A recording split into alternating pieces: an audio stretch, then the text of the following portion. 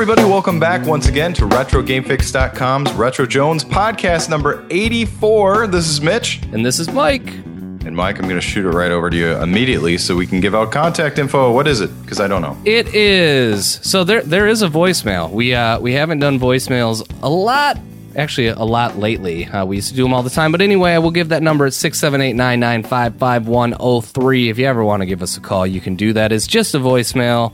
No one's going to answer. So if you want to complain about stuff, go ahead and call that number. Otherwise, social media and YouTube. YouTube.com/RetroGameFix. Twitter.com/RetroGameFix. Or Facebook.com/RetroGameFix.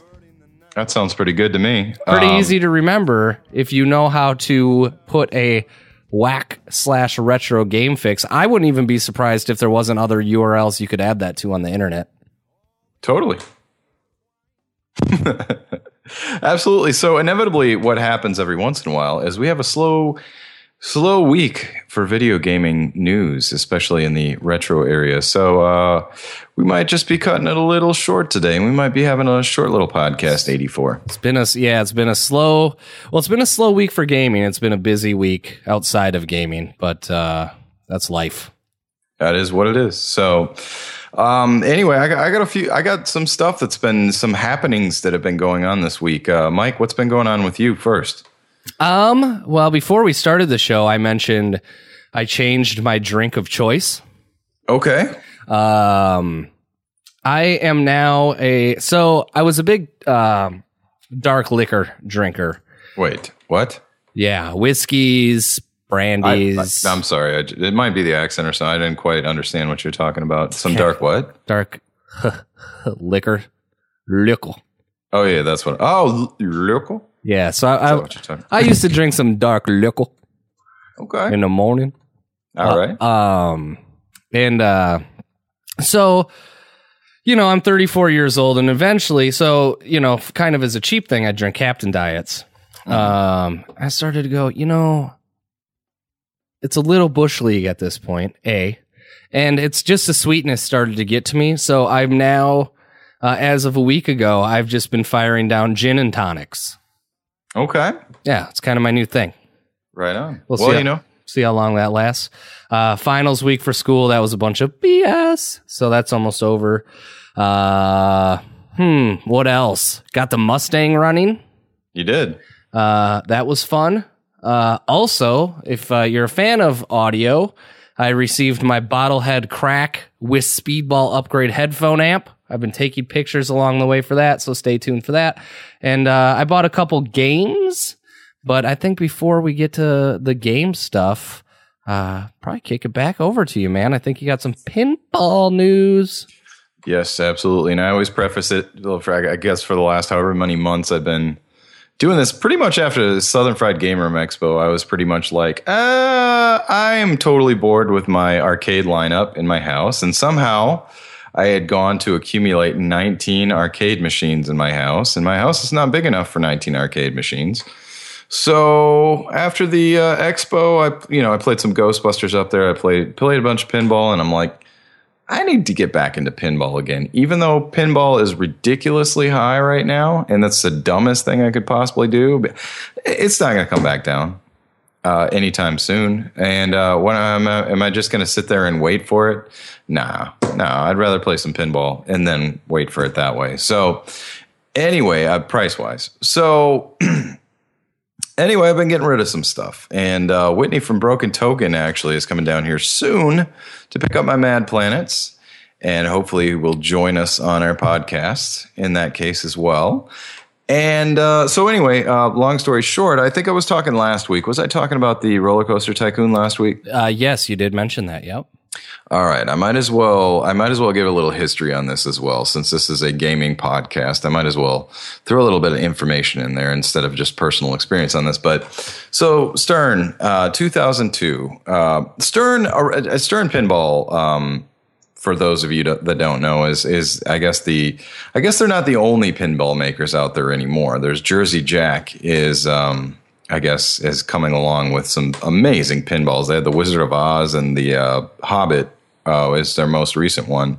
And then I can't remember who it was that reproduced Medieval Madness, but they reproduced that through Stern's facilities. So anyway, Stern, I guess, is the biggest pinball maker left on Earth at this time. And anyway, so originally Data East, who I believe had a ton of great games. I've probably said this before too, but there's not much Data East that has come out except for maybe like RoboCop or something like that I don't like. There's like Back to the Future I thought was good, and some people might be shaking their head and saying, yeah, right. But no, I really enjoyed that. Guns N' Roses, awesome. Tales from the Crypt, awesome. Just to name a few. Data East had a lot of good games, and pretty much all licenses as far as I know. They had their Data East. Star Wars was the only one worth talking about in most people's minds. So anyway, Data East, when they kind of went under, Sega had purchased the rights for them. And Sega had come out with, some pinballs that aren't super highly regarded, but I like them. Baywatch. Have you ever played Baywatch pinball or ever seen that? Actually, no, I don't recall ever playing it or seeing it. Yeah, it's Baywatch. And really, as far as licenses go, really, guys, was that the cheapest thing you could find or something? But I happen to really like the pinball. I think it's cool, and it's dumb, but it's Baywatch. But yeah, it's Baywatch as well. So anyway, they had games like that. They had a South Park I thought was pretty good. A lot of people crap on that. But anyways, once Sega decided to go under, I guess, or once Sega went under, then Gary Stern, I guess, who had worked for somebody I guess either Sega or Data East since 1989 had decided to purchase the company, and that's where Stern Pinball came from.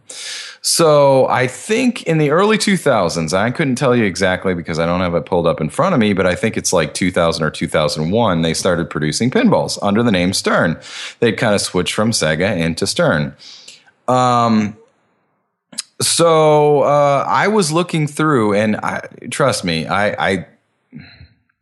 there's a couple things I'm going to get into, and I might as well. Again, it's a little bit of background history, so I don't just keep talking about what I'm going to do or what I'm going to blah blah blah whatever. So I looked through all the Stern titles this last week, and was just kind of really just shocked, and I know there's going to be some flack back on this, or maybe not. Maybe I'm totally onto something here. There's been 44 pinballs that I counted that Stern has released up until this point, since the early 2000s, like 2000 or 2001, right? Most of them are horrible. They just are. Let's see if I can.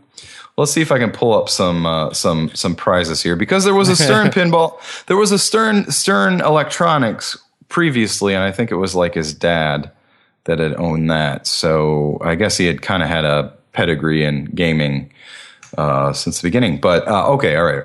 So the first one that they did was Harley Davidson under the name Stern, and or was it Sega? I don't know. I think it was Sega at one point, and then it was Stern at another point. Striker Extreme in 2000. Crap. Sharky Shootout I thought was really cool. Any pool-based pinball machine is always cool in my book. High Roller Casino sucks. Austin Powers, horrible. Monopoly, it's debatable. I liked it, but most people don't. NFL, terrible. Which NFL actually had a bunch of, you could change the theme from the Packers to the Cowboys to the Vikings. It's basically there's a Falcons one, just lame. Roller Coaster Tycoon, mixed opinions on that. I happen to think it's not lame, and I'll get back to that later, but I know there are plenty of people that disagree with me. Playboy, which I think there were 2 or 3 other Playboys that were released, but it's not super highly regarded. Simpsons Pinball Party was a gem. That is fantastic. Terminator 3, Rise of the Machines, it's debatable. I think that's kind of a mid-tier one. Lord of the Rings, classic. amazing. Ripley's Believe It or Not, debatable. Elvis, debatable. The Sopranos, NASCAR, and Dale Jr., which was a limited edition version of the NASCAR one. I played them. I didn't like them. World Poker Tour, which is garbage. And Pirates of the Caribbean is amazing. Family Guy, debatable. I think that was great. Spider-Man was great. I think widely regarded as great. Wheel of Fortune, terrible. Shrek was the same pinball as Family Guy, basically. I believe. And Indiana Jones 4 was horrible. It's just not a fun game. The Batman, The Dark Knight, it's not very good. CSI, it's good. The subject kind of sucks, though. 24 is ugly, but it plays well. NBA, which is a complete turd. It is horrible. It says in here it's based on the Sega Pinball Space Jam, which I'm sure that was a gem, too. Big Buck Hunter. I've never seen a Big Buck Hunter. I'm sure that probably didn't sell very many copies, you know. Iron Man was pretty good. Avatar, most people say it sucks. I've never played it, so I don't know. Rolling Stones was terrible. Tron was amazing. I love Tron. Transformers, you know, the LE version of it is going for like under $5,000 right now, which basically tells you that it probably sucks. You know, just to name a few. So, you know, you got like AC/DC, which I think was really awesome. Some people, I guess, think it wasn't awesome. It was based on Terminator 2. X-Men, which again, the LE versions are going for like $5,000 now. So I don't think, I've never played it, but I don't think it's very good. Avengers, the Metallica, Star Trek, Star Trek was awesome. Mustang, which is going for super cheap now. Walking Dead, WrestleMania, Kiss, Game of Thrones. They did Whoa, Nelly, and Ghostbusters recently. So I was very surprised on there to see how many turds Stern has produced. And I don't mean to shit on Stern or anything, because I have the utmost respect for them. But man, there's a lot of bad games in there. There's a lot of misses in that list. And how are they still in business? You know, it's there's a lot. Yeah, there's a lot of misses there. Well, the advantage that they have for them right now, I'm just thinking about this too. I had said this last time or the time before, where it doesn't matter how much money you have if the game that you want is not for sale. You know what I'm saying? Like, pinballs are huge right now. People are hoarding them. You know, homeowners, not necessarily like arcades and stuff, because there are no arcades. For the most part. But people are hoarding all the classics, which is fine. I understand. I'm hoarding a couple myself. But, you know, pinball is a big thing right now. And that's if you're in the market for a pinball, that's probably pretty much, you know, the classics aren't really around in Atlanta or Georgia in general anymore. That's pretty much dried up, you know. So they have that going for them, and I wish them all the best. I hope they have some hits here, because it looks like they kind of go in streaks, you know. And I hope they have a string of hits here, because I'd like to see some other awesome pinballs come up. But, you know, anything strike you on that list that you were just like, I got to have that?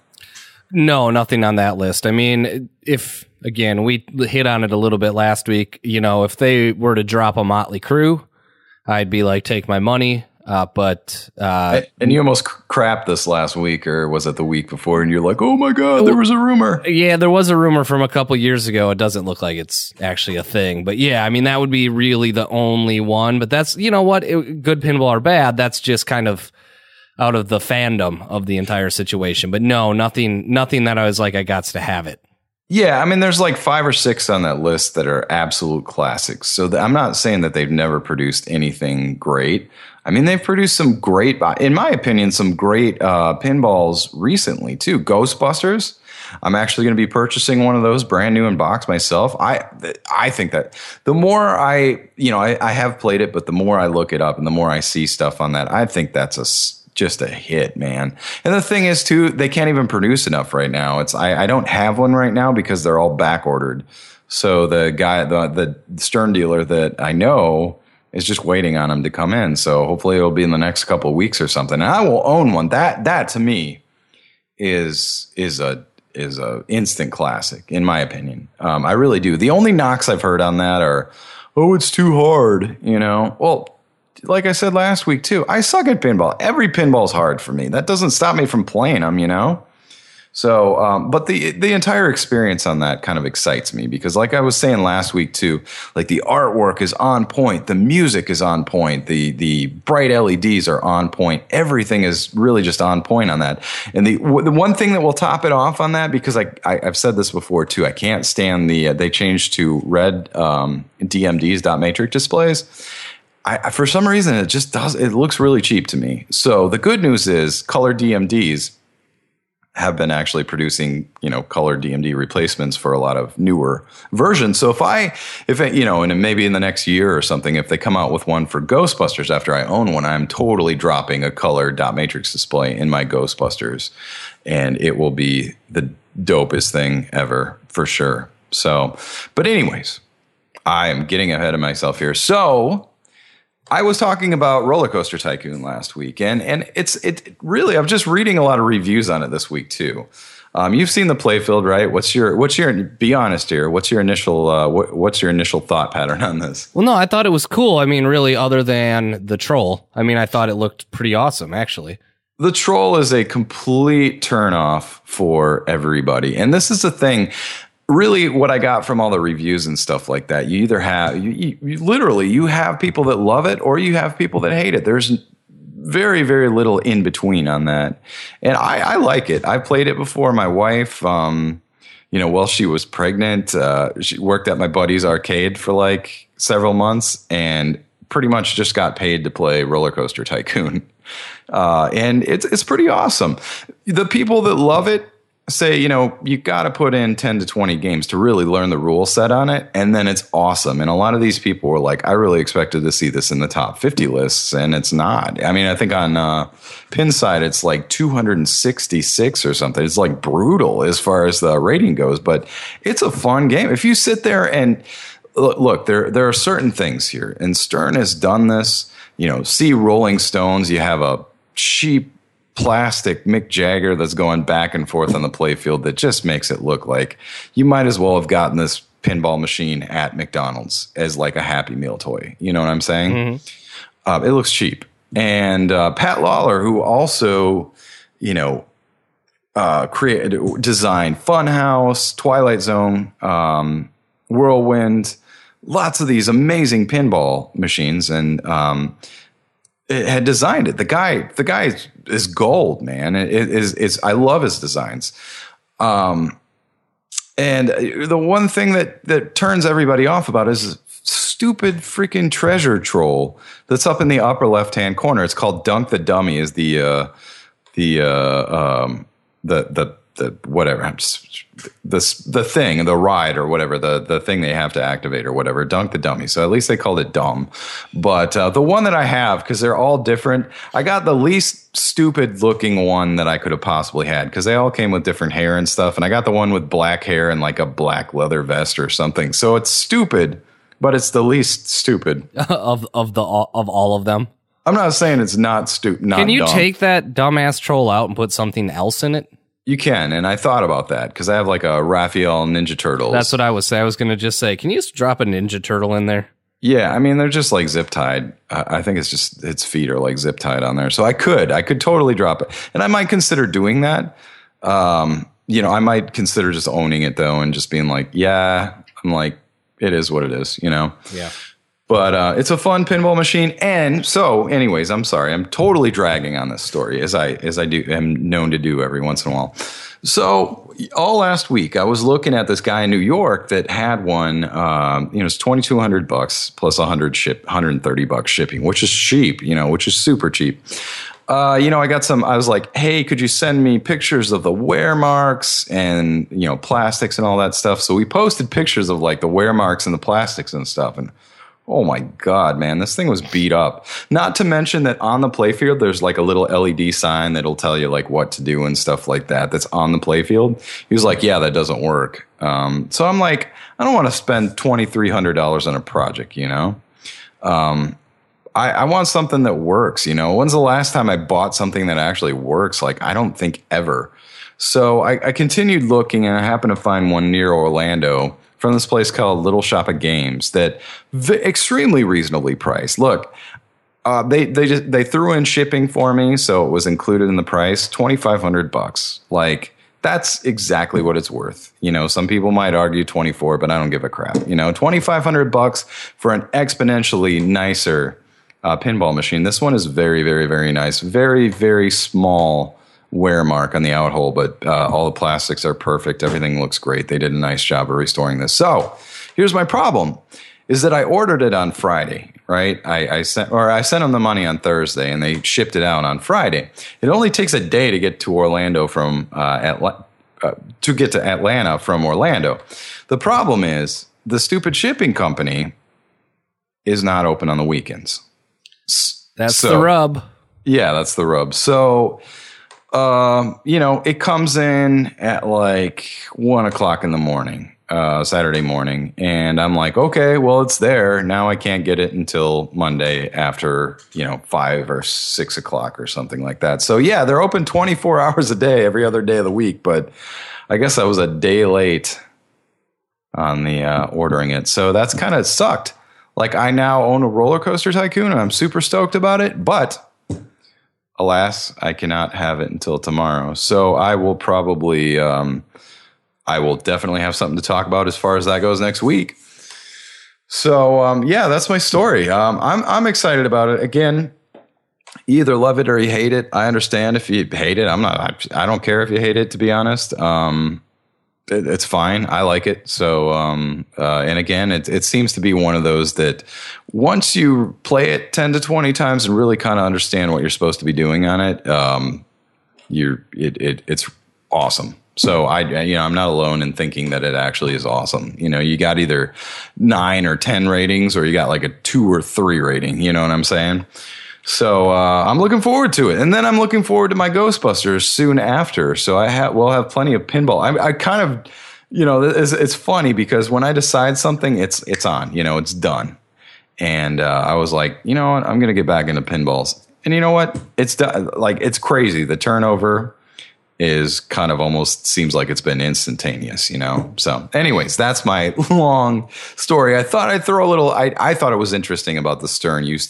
Originally was Data East, which I really love Data East. And Stern has come up with great pinballs, so don't get me wrong, but they've also come up with quite a few turds, but they're nice looking turds. So I don't know. Anyway, right on. That's all I got on that. So Mike, I'm going to throw it back to you. Cool. So before we started the podcast, I said I had a story I wanted to talk about, but I thought it'd be better to explain on the podcast. So there's a game coming out on the PlayStation 4. It's called No Man's Sky. Okay. It's a space exploration adventure game.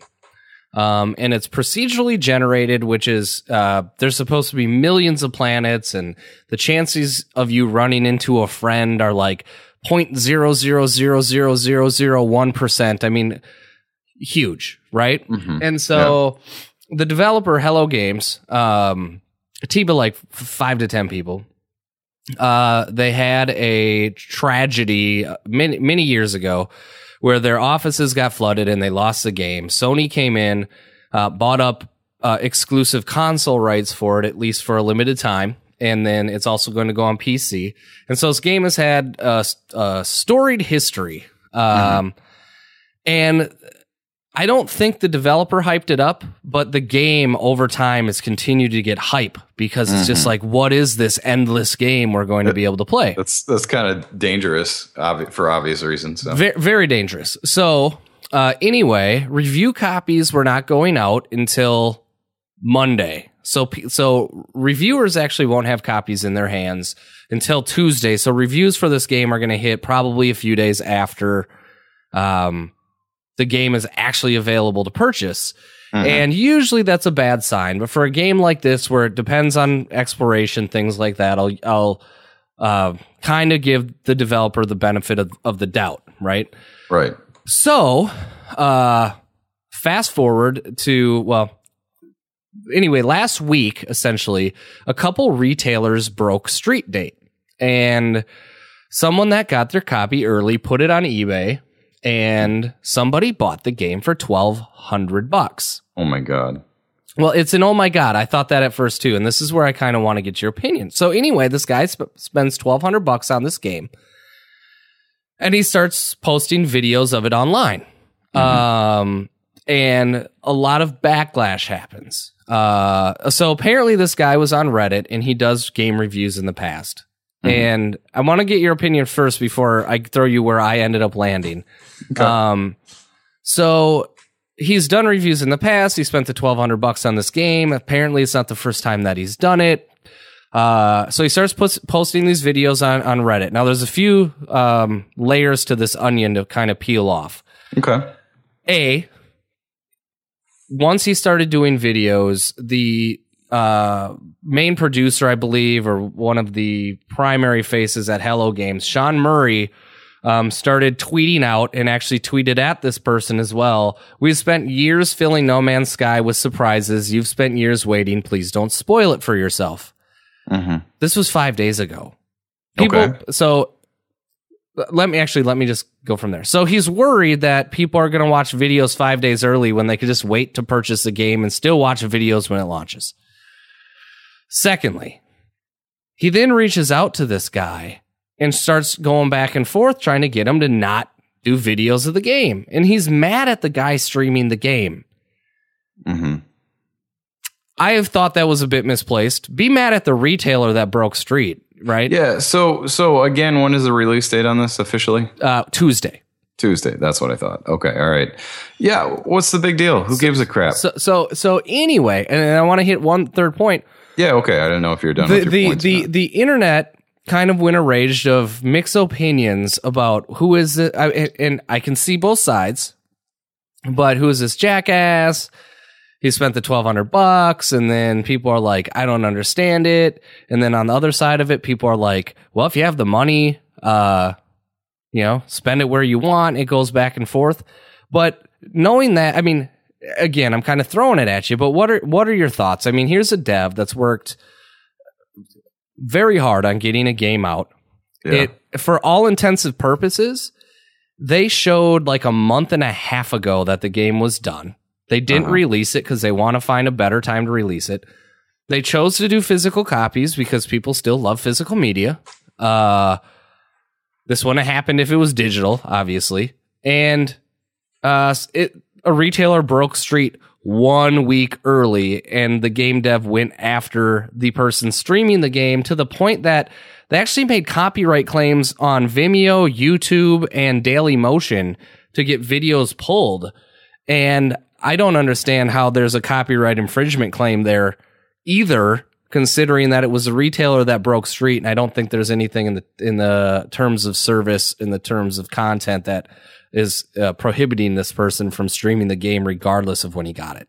So where do you want me to start? Like the guy that paid $1,200 for it, first of all? Let's start there. Okay. And let's go point by point, because I'm probably going to arrive at a different, I think you're going to hit where I hit initially, and then I want to counterpoint it and then see where you land. Yeah, I mean, I haven't really thought this out, obviously. I'm hearing this for the first time now, so... Sure, and that's kind of why I threw it at you, for the sake of conversation. Which is fine, yeah. My initial thoughts are, I don't know, $1,200, the guy, like, it sounds like the guy does game reviews and stuff like that, like, that's his thing, and $1,200 isn't, like, really that big of a price to pay to be the first person to get videos streaming out there of it. I don't think it's crazy. I think that's all right.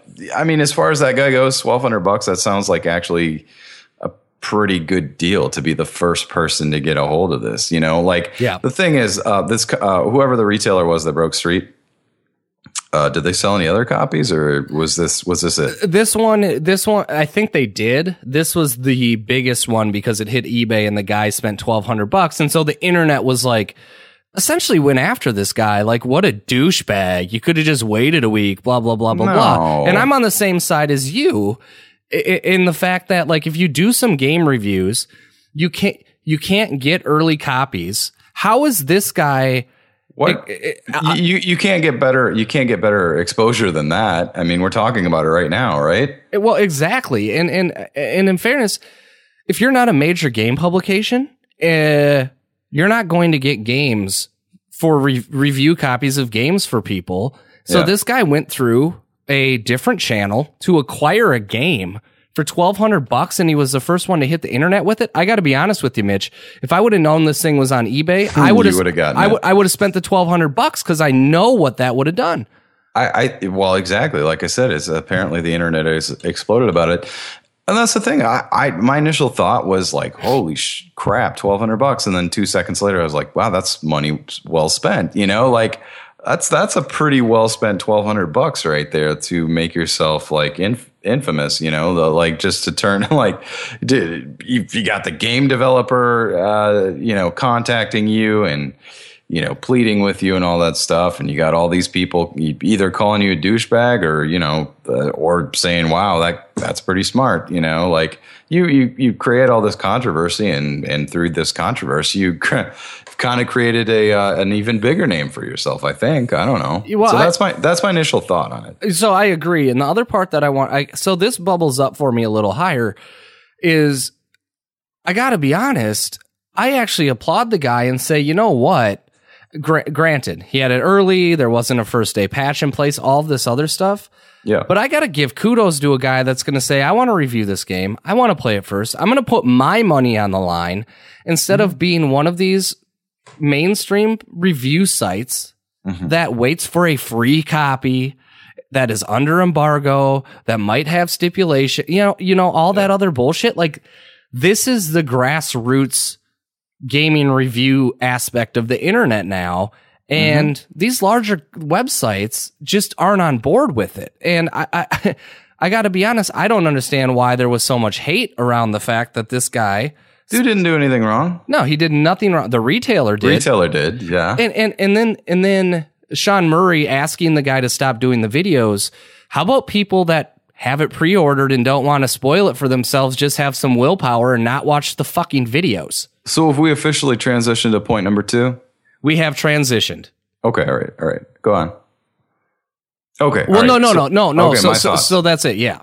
Yeah, I think that's kind of petty. Like, look, dude, you've already done yourself. Well, you haven't. No, let me rephrase this. I was about to say you've done yourself a disservice by it taking this long, but it's not their fault. I get that. But look, it sucks. If a retailer breaks street, that sucks. I get it. Yeah, yes, agreed. And you should be pissed off at them. You shouldn't be pissed off at this guy. It's kind of petty to get. And my initial thought, again, I haven't had time to really think this through. This is my initial thought on this, is that it's taken this long to come out. Like, what part of the surprise is broken right now as far as like you want to make people squirm for 7 more days or what, a week extra or something just before they get your game? What's the difference? If somebody wants to be surprised now or later, they'll either watch the videos or not, you know, like leave that up to them. Like, who cares? Like, okay, we've waited. How long has it been since they started development of this? And again, I know it's not their fault. Well, it's been years, but I think the part for me that really hits is just like, what's it matter if videos leak a week early or a week later? I mean, there's some games that's only doing you. It's not doing you a disservice. That is actually probably helping to, if it's good. I mean, if it's good, that's the big. Yeah, that's the rub right there. If it's good, then he's totally doing you a super solid favor. You know, you probably should pay him $1,200 to recoup the price of what he paid on that. Like, if it's good.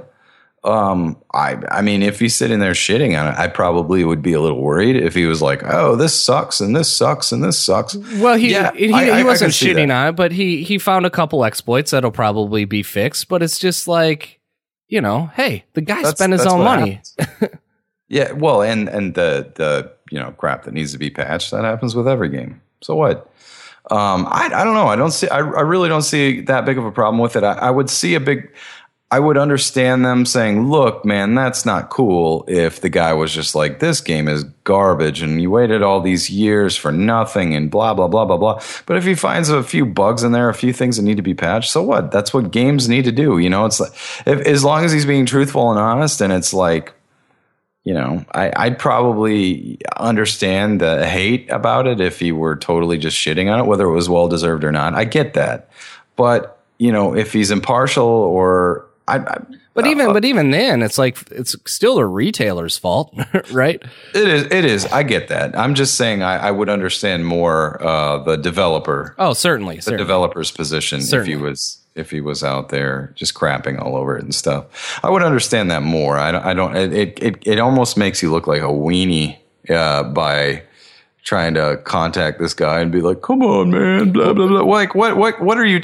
Get over yourself, dude. That's my initial thought on that. Is that, you know, you're creating an even bigger expectation from people by doing what you're doing right now. You've already have this humongous expectation on you. It's like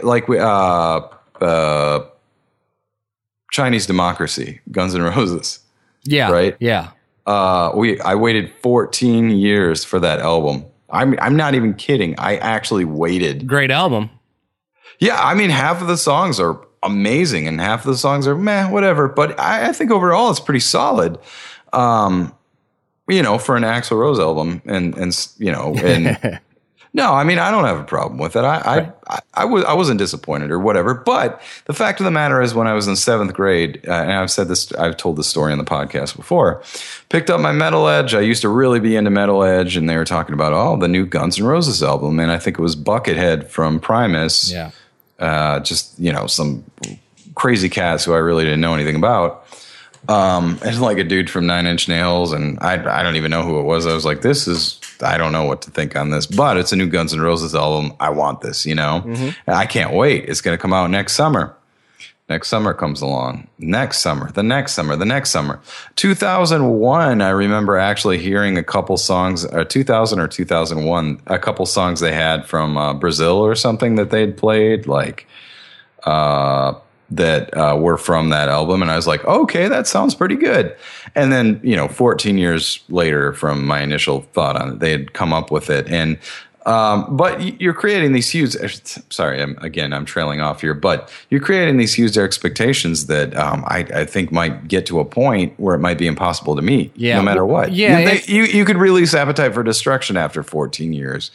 And it might still be a disappointment in a lot of people's eyes, you know? Yeah, well, I think where this guy really they weren't showing gameplay, and there wasn't a lot about it, and they just kept coming out continuously. And I don't even know if the time that it took them to develop it is a problem. Look, games take a lot of time to develop, but they kept coming out and saying, "Here's the gameplay, but we're not going to tell you anything about the game, but what we're going to tell you is all these crazy statistics about 8 billion planets, and your goal is to get to the center of the Earth."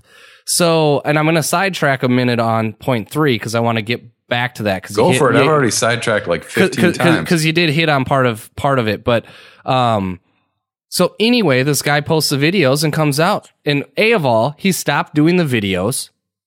So that was good. He's like, okay, I'm not going to do the videos anymore. Okay. But he found out through a glitch, but a glitch nevertheless, there's going to be more glitches, that he could get to the center of the Earth in 30 hours. Okay. This was supposed to be this endless game. That was the expectation. They never came out and said, now 30 hours of gameplay is a lot. And most people are going to go into the game and explore the Earth. I'm assuming he just was like, how fast can I get to the center of the Earth? Because that's the goal of the game. Yeah. But my other problem here is how the hell are they getting YouTube and Dailymotion and Vimeo and all these places to take these videos down?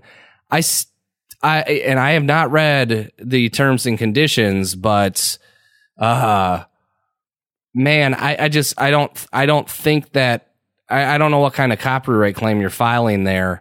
That a week in advance is not okay, but on Tuesday it's completely fine. Like, what kind of precedent are you setting, especially for these consoles that have built in sharing and have constantly promoted the sharing aspect, streaming aspect of their consoles, and now they're like, well, no, only when it works for us.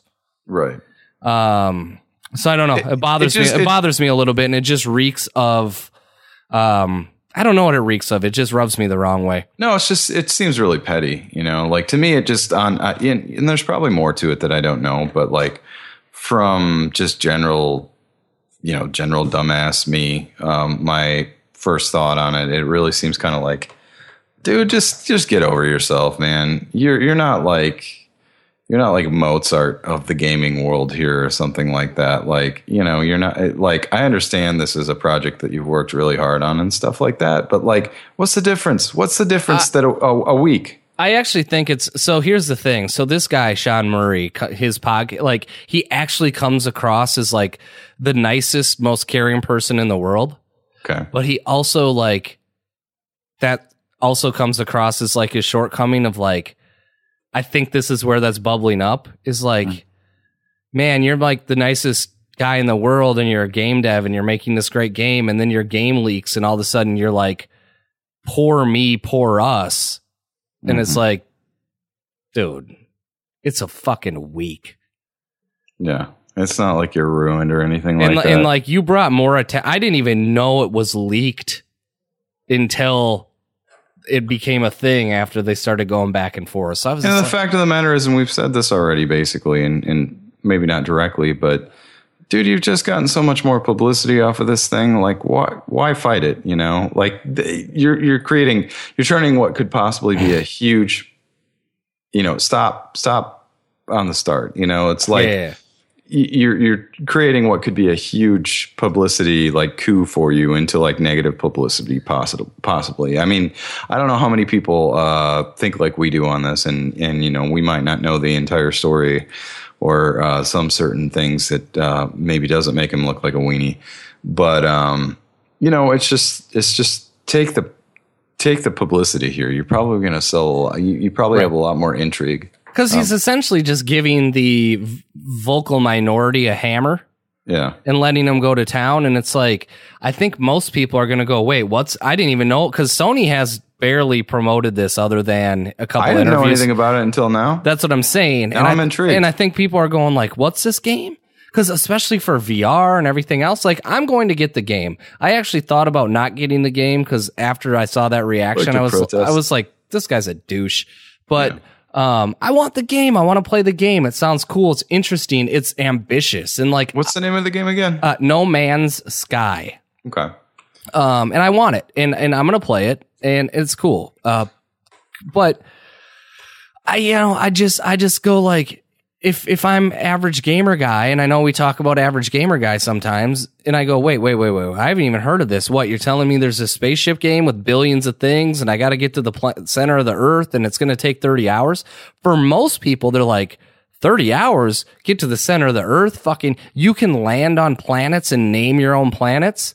I'm like, I don't even know how many different ways I can name a planet after a penis, but I'm going to find out.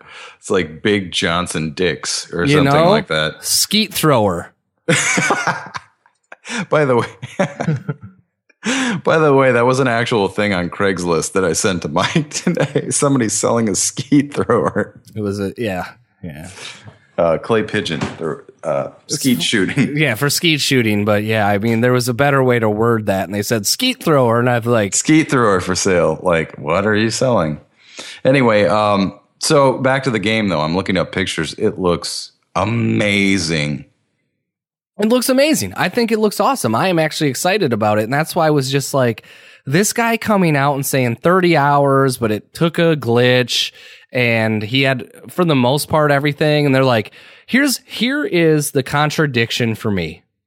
Yeah. They're sitting here on one hand saying this game is hundreds of thousands of planets. It's procedurally generated, so no one's going to have the same experience. You have a point whatever chance of even running into her friend or landing on a planet that they've done or landed on. And then on the other hand, he's saying don't spoil the game. Well, if it's as diverse as you say it is, then watching this guy's videos should probably not spoil the game, because what you've sold me is the fact that my experience is different from everyone else's. So how is watching his experience spoiling the game? Yeah, I think you pretty much hit it right on the head. Like, that bothers me, and that's the whole thing. I literally almost thought about protesting it, because I go, dude, you can't have it both ways here, man. You should probably get a PR person in front of your dumb ass. Yeah, that's a good point. Well, it's funny, too. Well, it's separate note here. It says, No Man's Sky will take 5 billion years to fully explore. Right. That's fucking cool. Right. Yeah. As a collective of all the gamers that are planning to play it, as a collective, it would take that long. They've done the math in order to land on all these planets. And this guy is like, don't spoil it. Like, it's unspoilable. It's unspoilable. I want to play this game now. Well, it's on PC. It comes out on PC on Friday. Oh, well, I might have to check this. This looks amazing, dude. I think it looks awesome. Yeah, I think it looks awesome. And but I wanted to bounce that off you because I just thought, like, this guy did more harm than good. He should have just kept his mouth shut. He could have just, sometimes I feel like people need to embrace the internet, and I'm talking really fast. I've been trying to work on that, but I feel like if these videos leaked and he just went, hey, No Man's Sky videos leaked. You know what? We're really excited to get this game into your hands. If you check out the videos, just know that your experience is going to be different than his. There are 12 billion fucking planets, and then just hit all of the, back of the box points, but don't fight it, man. Just embrace it. Dude, and that's proof. Come to think of it, that's proof positive right there. I did not plan that or anything. I am seriously, after looking up pictures of this game, I'm seriously like, I have to buy this. This looks amazing. It looks awesome. And it's proof positive. If this guy wouldn't have bought this for $1,200 and shown these videos, and well, I guess what I'm saying is whining paid off in this particular thing. Maybe that's what I don't know. What maybe whining did pay off, but that certainly wasn't his intent. But I'll go back to my original statement. If I knew this thing was on eBay for $1,200, I would have bought it. Yeah, it looks. Yeah, no doubt, dude. Then we'd be talking about you. And RetroGameFix.com, YouTube.com/RetroGameFix, Twitter.com/RetroGameFix, Facebook.com/RetroGameFix, or 678-995-5103. Nicely done. That's what we would have been saying. Nicely done. And the ROI would have been way better than what I spend on Facebook. We might have made 65 cents on YouTube for 8 billion views. Actually, we probably would have made our money back on YouTube until they filed a BS copyright claim against it. It took all of our 65 cents away. I actually checked. I think we're up to $1.12. Oh my God. Last time I checked, it was like 8 cents or something like that? No, it was literally like 60 cents. But yeah, we're up to like $1.12. What are we going to spend that on? I don't know. We should spend that on the next game like this that leaks. I bought a Snickers earlier. I don't generally buy candy bars and things. It's just not my thing. It's a little too sweet for me. Huh? But I bought a Snickers. I love candy bars. I bought a Snickers. It was 88 cents. And I was with Carrie, and I was like, I pulled like an old man. I was like, I remember when candy bars were 39 cents. Well, if they still were 39 cents, you could buy at least 2 of them. Here's the thing. And stick one in an envelope and send it to me. Now candy bars do the thing where if you're in the store, they really kind of screw with you because they're like, one candy bar is 88 cents, or they're like 6 for $2.50. You're like, yeah, right. You're like, well, fuck, I guess I'm getting 6 candy bars. Yeah, I know. And it's like my teeth are all going to be rotten. That's the thing too. Like I said, you could buy 2 for 39 cents a piece and then stick a 50-cent stamp on that and send it to me. And then we could do that for the YouTube. What's your favorite candy bar, by the way? Oh, that's a good question. I mean, I like candy bars. I just don't do them a lot. I would say either Twix or Kit Kat. I'm a Kit Kat guy. Yeah, I'm on the Kit Kat bandwagon. Like they have the Kit Kat, but I always need to get the big one. Caveat. Yeah, I got to get the big cat. Yeah, the big cat. That's I got that like every single day for like a year. At one point, I kind of get on these kicks sometimes, and I was like, I gotta have them. I was so addicted. They're the big cats are the best. Yeah, I mean the small ones are just like almost like they're good and they're classics and stuff, but the big cat is kind of where it's at. That's like the most satisfying one because at the end of that one, you're like, now I feel like I've had enough Kit Kat. You know? Oh, big cat and a coffee. Oh my God. Yeah, that sounds really good. Oh, dipping the big cat in a coffee, a little bit of the chocolate melts off in the coffee, and you get a little coffee on the big cat. Oh, I never tried that. No, really? Oh my God! Get yourself a big cat. Go hit up Starbucks or something. Dip that shit in there. The Dunkin' Donuts. Oh, Dude, sounds awesome. I do that every now and then. Anyway, no, this game really does look awesome, and especially with like you were saying with like VR and stuff. And it doesn't have native VR support, but I'm sure it's coming, and I'm sure it'll be supported because it's a PlayStation exclusive, and I'm sure that someone will hack it in on the PC.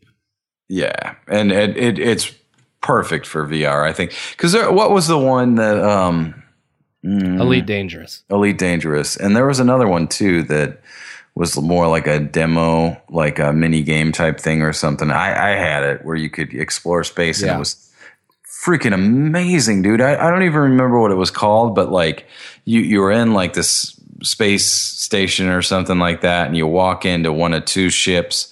You like boot everything up. You can look around. You got like the console around you and stuff. Yeah, I forgot what it was, but yeah. And then you take off from the thing, and you can go anywhere in the solar system. And then there's like these jump points that will like, and going through them is like intense. Like the first time I actually was like sweating when I went through this thing. It was amazing.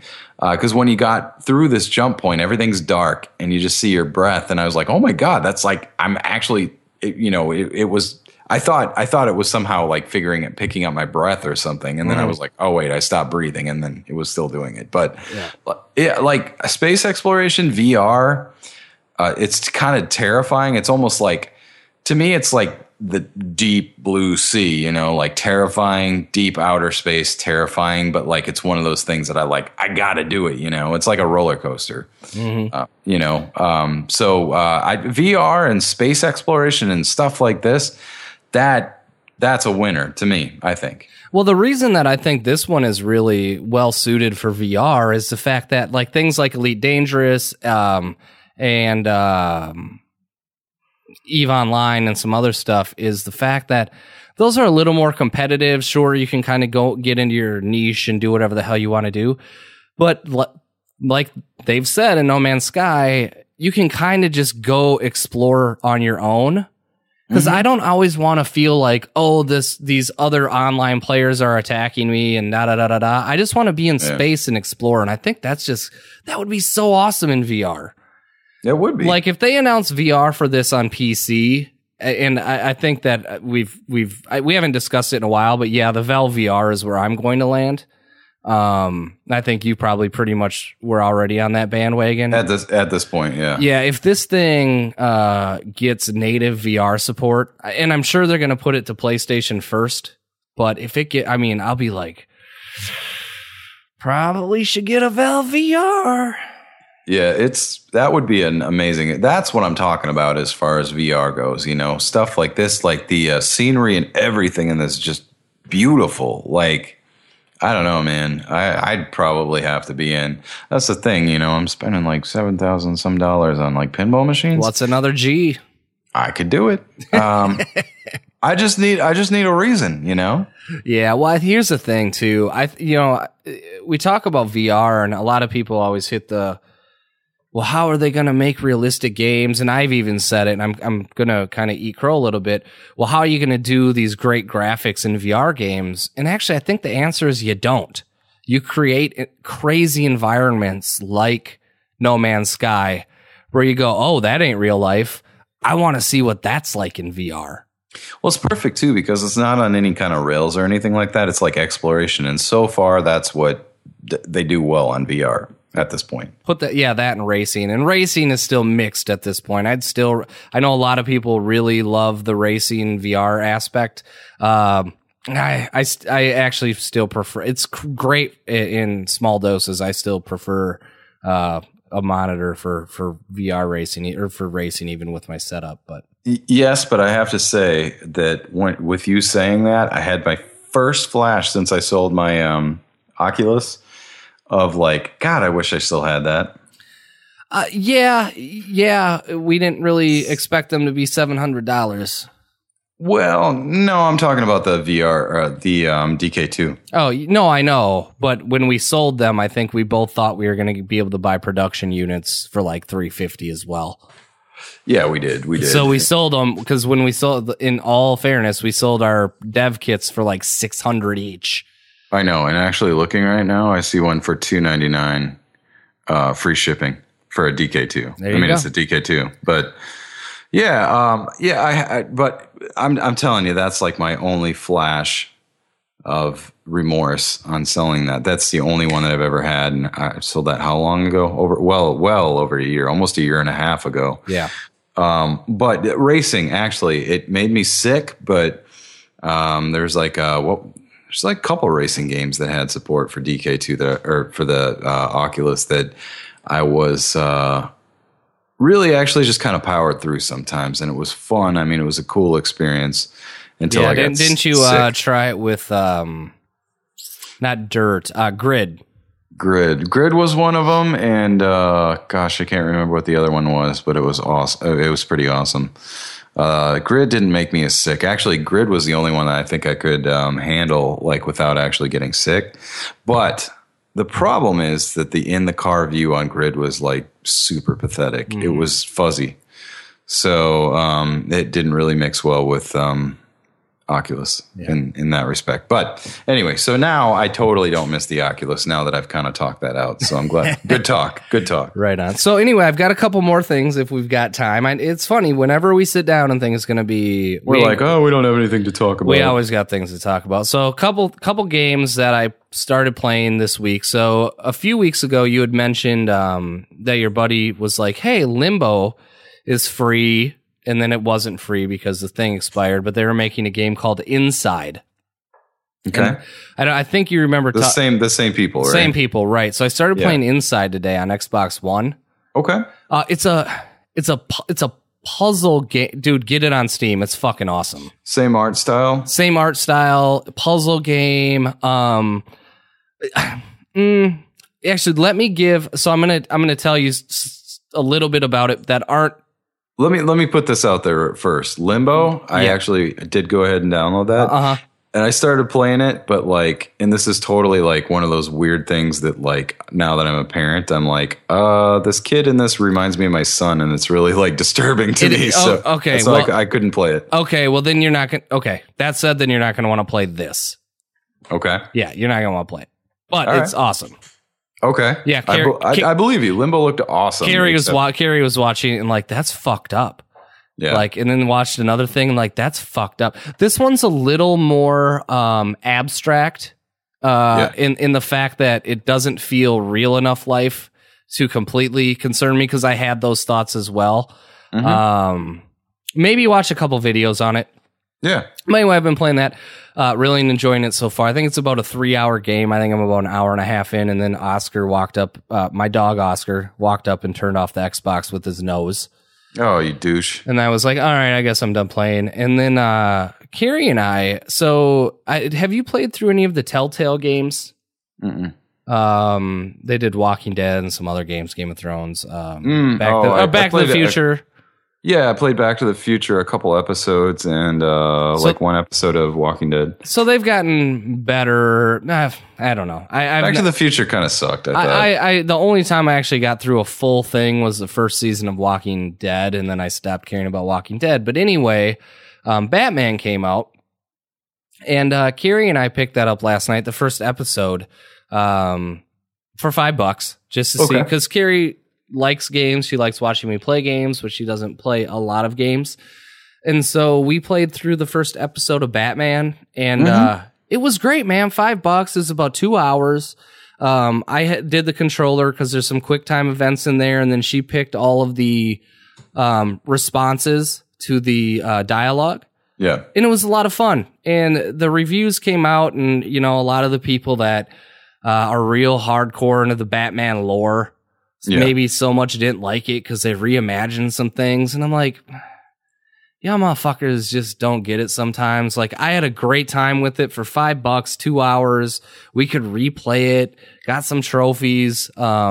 Really enjoyed it. And I didn't enjoy a lot of the Telltale games, but this Batman one was actually really, really cool. And there was some pretty neat moments. And so that was fun. So it was, for $5, man, if, you can't beat that, dude. I'll spend $5 on a game, especially like 3 hours. That's like maximum attention span for me on a video game right now. Yeah, and I'll probably play it again, like, because I let her do the dialogue choices, and it was funny because I was like, in my head, I'm like, oh, I would have said something different.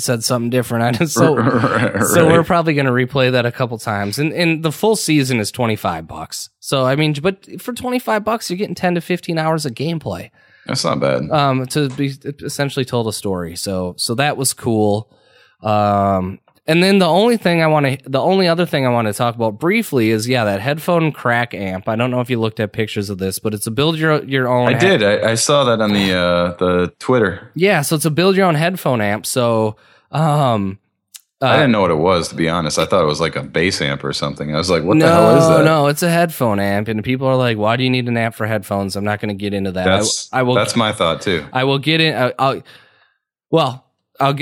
will get into it real quick, briefly. So amps generally aren't to make. Well, depends on the amp. For things like subwoofers, yes, you want things to be loud and tight. For headphones, there's still things like 300 ohm headphones that need an amplifier to really take advantage of it and really make that sound pop. And it's not volume; it's the quality of the sound that you're actually buying these headphone amps for. Mm-hmm. And so a great amp. So if I have a pair of headphones right now, an HD 650 Sennheiser, if I plug it into my interface, I can turn them all the way up, and they're not very loud, but they're loud enough for me to hear them, but they sound shitty. Mm-hmm. But if I have a headphone amp like this, they're going to sound amazing, right? I have another pair of headphones, a Sennheiser HD 700 that I can plug into my interface and they sound great, but with the amp, they're going to sound better. And it's kind of that audiophile thing where the average person probably not going to hear it, but it's been a fun hobby for me. So anyway, instead of just going out and buying $100 to $400 headphone amp, they have these amps at bottlehead.com that you can just build yourself. And again, full disclosure, I purchased it 4th of July along with every other piece of gear. I wish people were giving me gear for free. They're not. So anyway, nice wood, all the parts. My buddy Chad's going to come over because he can solder like a maniac because he works at an audio place. But, I glued together the base today, which turned out amazing. But I also spray painted the housing for the, power capacitor thing. I don't even know what the hell you'd call it, because I'm not actually like transformer. Yeah, the transformer. Yeah, and then the chassis or the plate where everything kind of sits on. Mm-hmm. And I kind of modeling it after a build I saw online where it's a hammered dark gray black spray paint.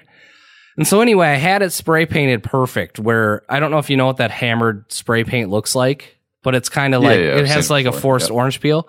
Had everything perfect, fucking perfect, where it didn't even look like spray paint. And so I get the thing glued together and I put the chassis plate in place just to see what it looks like. And then I'm not even thinking, and I go, hey, I want to flip this over. I flip it over, perfectly spray painted chassis plate that doesn't look spray painted, hits the ground, chips a bunch of the paint off. And I'm like, God damn it. I need to repaint this. So I had to do some sanding and some repainting. Sand the entire thing off. And like, you have to get pretty lucky with spray paint sometimes. I mean, you can do it completely right, but if that nozzle just gets slightly clogged at any given moment, you get a splat or this. Just craps out a splatter. And so I had it perfect, and then literally had to do like another 8 like real thin coats with light sanding to get it back where it was. But it looks awesome. What a pain in the butt. Turned out though. So anyway, stay tuned for that, because I'll be posting pictures of it as I work on it. But. Cool. Well, right on, man. Fun stuff. Sounds good. Well, we certainly went a lot longer. I guess I take that back. Let an edit for the beginning. I guess if you're still listening, then let me state the obvious. I guess it wasn't one of our shorter ones. So that's all I got. What do you got? That's it. That's it, man. All right. Well, with that, this is Mike and Mitch for RetroGameFix.com, the Retro Jones podcast number 84. And we'll see you next week. See ya.